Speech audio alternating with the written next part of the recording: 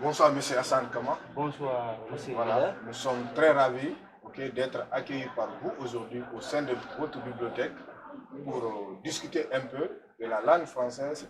Merci beaucoup, c'est moi qui suis très heureux et très ravi de vous accueillir aujourd'hui ici au niveau du centre socio-culturel de Anne, surtout au niveau de la bibliothèque communale. Ça, c'est un sujet très important que j'aimerais partager avec vous. Voilà.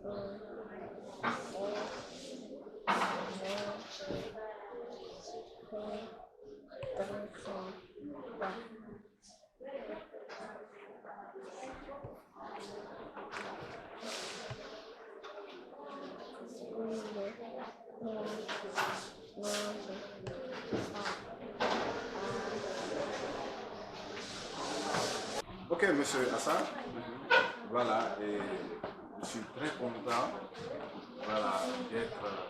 de constater qu'il y a beaucoup plus d'enfants ici qui viennent, disons, travailler au sein de votre bibliothèque. Donc, comme je voulais expliquer tantôt, en fait, il y a quelque chose qui surprend dès qu'on arrive à Dakar. En fait, c'est le fait que voilà, le français a tendance à disparaître dans le quotidien des Sénégalais. Et le français est moins utilisé dans la communication. Le Wolof s'est beaucoup plus imposé au détriment du français. Et comment vous voyez ça? Quelle réponse avez-vous face à cette situation? Vous accueillez si je comprends très bien votre question, c'est le français qui commence à perdre une vitesse au niveau du Sénégal. Alors ça, on l'a constaté partout, même dans les directions, dans les services, dans les administrations. Le Wolof est pas pour ça en parler. Ce qui fait aujourd'hui, dans les écoles, même les langues nationales sont parlées. C'est-à-dire dans les autres pays, on est étonné que tu ne puisses pas parler français. Mais ici, on est étonné que tu ne puisses pas parler Wolof. Donc il y a cette tendance-là. Vous savez, ici au Sénégal, ça c'est une coutume. C'est-à-dire qu'il y a mes ancêtres qui me disaient que Kotubarma, le nord Kotubarma, c'était un grand savant, c'est lui qui parlait le Wolof. Et maintenant, ce Wolof-là, ça n'a pas... Et il va d'ailleurs, il sera étonné que tu ne puisses pas parler en Wolof, mais non le contraire. Ce qui fait aujourd'hui, il y a une forte acculturation, même au niveau des langues nationales. Les Touglors ne peuvent plus parler le Touglor. Les Sérères ne peuvent plus parler le Sérère. Les Diola, les Mali, tout le monde a tendance à parler le Wolof. Pourquoi le Wolof? Parce que le Wolof est une langue que tout le monde maîtrise et que tout le monde peut parler. Bon, cette maîtrise-là, c'est imposé par l'État ou bien d'où vient cette nécessité de parler Wolof? Bon, cette nécessité, ça vient de ce que disait mon grand-père. C'est surtout sur le commerce. Le Sénégal est un pays qui est très productif en arachide. Et il fallait avoir une langue de liaison entre les populations. C'est-à-dire qu'il y a un sac d'arachide et comment tu vas le vendre. il fallait commencer à parler le Wolof. Sinon, quand l'autre est là, l'autre est vous ne pouvez pas se communiquer. Mais s'il y a, par exemple, le Wolof qui a été installé pour tout le monde, vous allez essayer de débrouiller à parler un peu le Wolof. Ce qui a appelé, dans le fil du temps, avec le commerce, les populations, les clients ont commencé à parler le Wolof à 50%, mais il est devenu plus 50%, mais les Sénégalais parlent 100% le Wolof. C'est très rare de voir ici un Sénégalais qui ne parle pas le Wolof. Bon, excepté dans les autres pays, vers Tambacounda, qui est devenu ces zones-là, qui conservent toujours leur langue nationale. Mais ici à Dakar, même si tu es étranger, 1 mois, 2 mois, si tu ne parles pas le Wolof, on se passe. Ça, c'est vraiment important ce que vous venez de dire. Si tu ne parles pas Wolof à Dakar, on ne te considère pas. Ça, c'est clair. Parce que il m'est arrivé souvent d'être face à une telle situation. On me dit que vous êtes, dès que je dis je ne comprends pas Wolof, on me dit vous êtes là depuis combien de temps? Je dis je suis là, ça fait 6 mois. Non, je dis, mais là vous n'avez pas raison, vous devez comprendre Wolof maintenant. Mais le problème avec il y a beaucoup d'électeurs sénégalais qui n'aiment pas le Wolof. Malgré des merveilleux, très mystérieux, il a fait ce que les gens ne peuvent pas être agrégé en langue. Ça n'a pas été donné à n'importe qui. Et cela, c'est très important pour un homme politique. Mais je vois que le Sénégal, peut-être quand il est entré au niveau de l'AOF, il a un peu exigé les Français à mettre notre langue nationale, par exemple le Wolof. Mais pourquoi pas ne pas mettre le Sénégal? Je pense que ça c'est tout. Mais il a préféré donner le Wolof. Si c'était moi, je vais donner le Sénégal. Ou bien même les autres langues, mais quand vous officialisez simplement le Wolof. Ce qui a fait actuellement tous les Sénégalais parlent le Wolof. Mais le Wolof, c'est la langue de quelle ethnie? On ne sait pas. Moi, je ne sais pas. Parfois, on demande à une personne qu'est-ce que tu es. Il me dit que je suis Wolof. Mais le Wolof, c'est quoi? Personne n'est ici Wolof. On est Sérère et on ne comprend plus le Sérère. On devient Wolof. On est tout couleur et on ne sait plus là où je suis parti. Tu es devenu Wolof. Maintenant, le Wolof, c'est une langue que je ne peux pas dire que ça appartient à qui. En fait, nos parents disaient qu'il y a des Wolofs. Par exemple, les Wolofs qui étaient le Baol, les Wolofs qui étaient de Salo, ou bien de Saint-Louis. Tout ça, ce sont des populations Wolofs. Mais en réalité, les Wolofs, quelle que soit la personne que vous voyez ici à Dakar, qui parle le Wolof, il est sérieux, il est tout l'autre, il est pas partout, il est là. Voilà. Ok, bon, le fait que, parce que, bon, il y a même certaines écoles qui commencent à faire un enseignement, comment on appelle, bilingue. Voilà. C'est-à-dire qu'on enseigne à la fois en Wolof comme en français. Donc tout cela veut dire quoi? C'est-à-dire qu'il y a un attachement, soit des hommes politiques sénégalais à la langue Wolof, ou bien il y a la population qui vraiment, tellement qui est enracinée dans cette langue, ne veut pas que cette langue ici disparaisse au profit du français, ou bien en tout cas qui veulent conserver cette langue, voire même développer cette langue au-delà des frontières sénégalaises. Bon, si on fait un peu revenir à nous, cela a été bien lancé avec le président mort, comme je vous l'avais dit tout à l'heure, et son assistant des députés français, qui ont commencé à montrer aux Français pour que l'Afrique se développe, il fallait passer au départ par les langues nationales, les langues négro-africaines. Et là, il s'est imposé au niveau de l'AOF, la civilisation africaine, pour que l'Afrique se développe, il fallait par la langue maternelle. Les enfants doivent savoir s'exprimer dans leur propre langue. Ce qui a fait... Bon, et vous n'avez pas l'impression que cela affecte le niveau des apprenants? Si, on le constate très bien dans toutes les écoles sénégalaises. Le niveau du français est à 95% de baisse. Les enfants ne peuvent plus parler correctement le français. Les enseignants, les maîtres, même les directeurs ne parlent même pas le français. Ce qui fait que le français va commencer à perdre de très grande vitesse. Maintenant, au niveau de votre bibliothèque ici, comment vous parvenez à gérer ce problème? C'est-à-dire comment vous parvenez à faire en sorte que les enfants ne perdent pas le niveau en français? Je constate que dans votre bibliothèque quand même, il y a une certaine symbiose, c'est-à-dire il y a beaucoup d'élèves qui viennent d'écoles diverses. Donc, voilà, est-ce que vous arrivez quand même à les permettre de mieux, disons, maîtriser la langue française et de mieux communiquer dedans?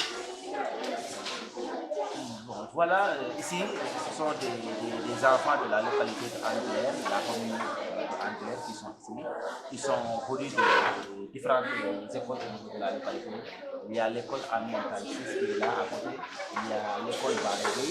Et d'autres sont dans les instituts privés, bon, par exemple le CPAM pour privé Aïssatou Maron, ou bien dans les CSK, c'est-à-dire Suniker.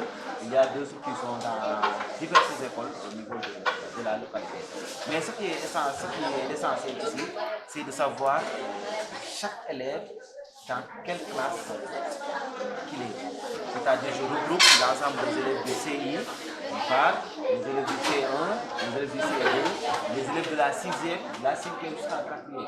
Et là, je parviens à s'organiser pour que chacun aura son manuel de lecture. Pour les élèves du 6e, pour les élèves du CM1 et pour les élèves du CM2.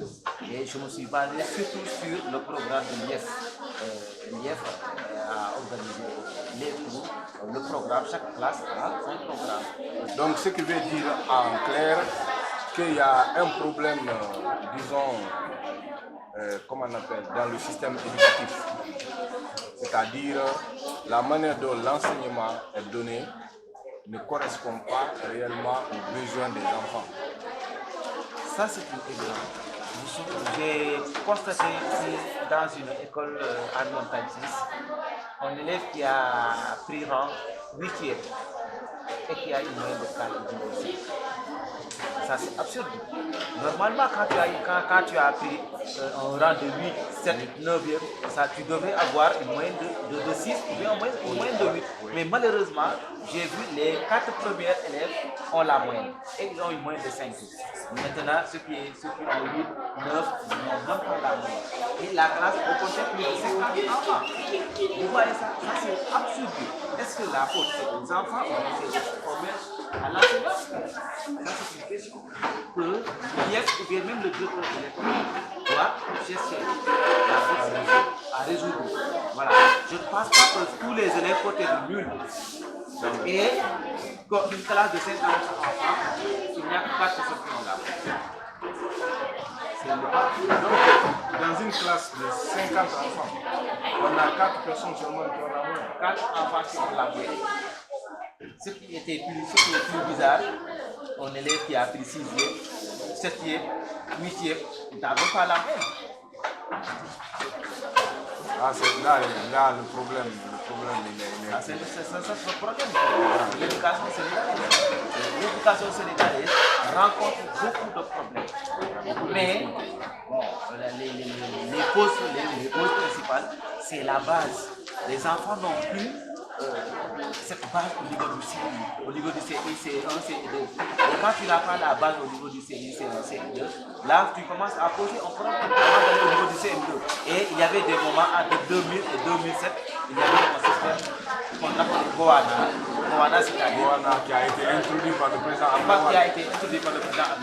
Et tous les élèves si vous avez une moyenne de 5 ou une moyenne de 4, tu es automatiquement orienté au niveau du CFE. Et c'est ce type de Gohana-là qui a amené aujourd'hui que tous les enfants, tous les élèves qui sont aujourd'hui au niveau de l'université ne peuvent même pas faire une bonne dissertation. Ils ne peuvent même pas parler très bien. Donc vous disiez que ce système-là n'est pas adapté à la réalité. Donc il vient pour aggraver le problème et non pour résoudre. C'est le plus mauvais système que j'ai connu dans ma vie. Vous saviez, à notre temps, quand on était au primaire, même si tu avais une moyenne de 7, tu serais classé parmi les 25. Mais c'est le concours. Tu as une moyenne de 6, tu es premier. Tu as une moyenne de 5, tu fais partie des 10 premiers. Mais par rapport à ce phénomène, quelle est la part de responsabilité des parents dans ça? Oui, il faut suivre.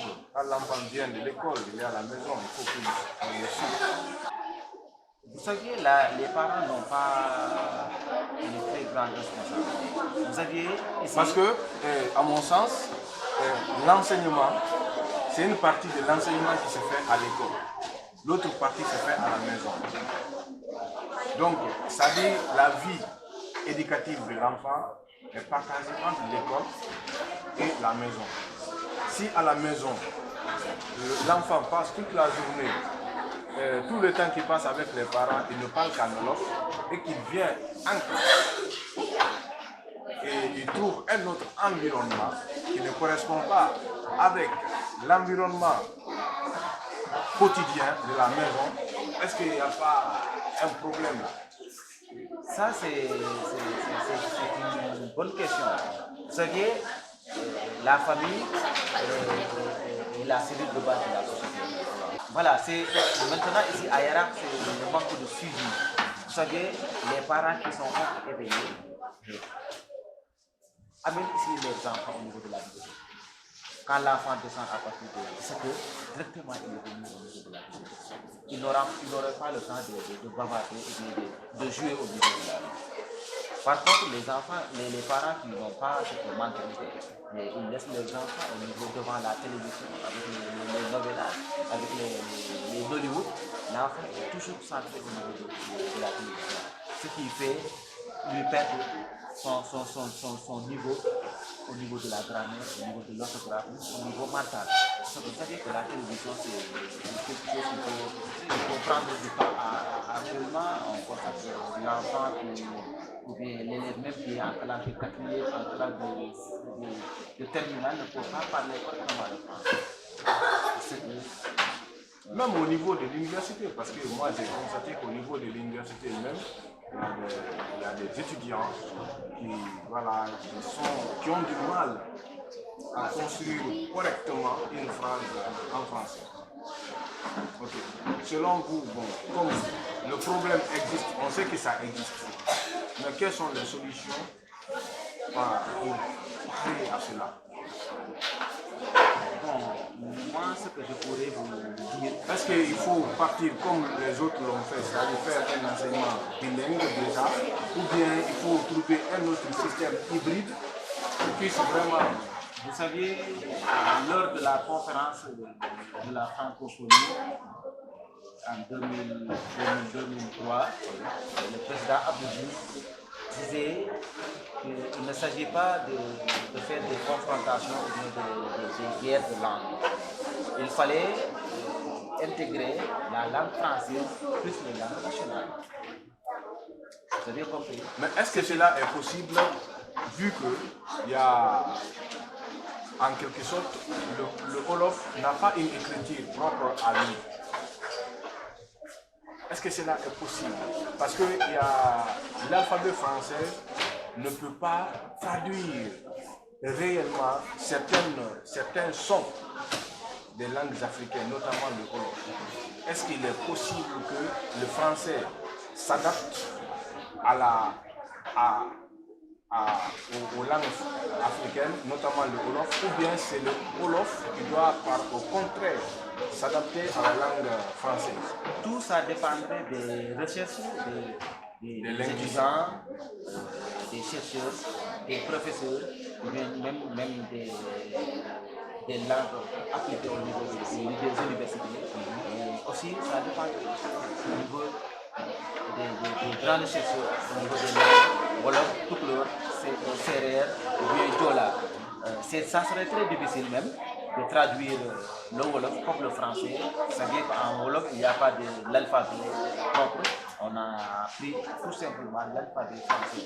Mais on a constaté qu'au niveau du Wolof ou bien au niveau du Seereer, certains sons sont transformés pour être bien lus. Par exemple, le son de, le son de, le son me, il y a une certaine façon de les écrire pour constater qu'il y a une prononciation très très courte.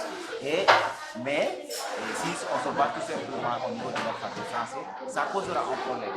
Mais l'essentiel est que les chercheurs auront donc la compréhension de bien gérer ces choses-là. D'accord. Bon, vraiment, merci beaucoup. Je ne sais pas si vous avez quelque chose d'autre à ajouter par rapport à ce sujet spécifique. Chers abonnés, si vous avez aimé cette vidéo, je vous invite à la liker, à vous abonner et à faire un maximum de partage autour de vous. Merci, M. Hassan. Merci beaucoup. Vraiment, je suis très ravi de vous accueillir aujourd'hui. Je suis très content.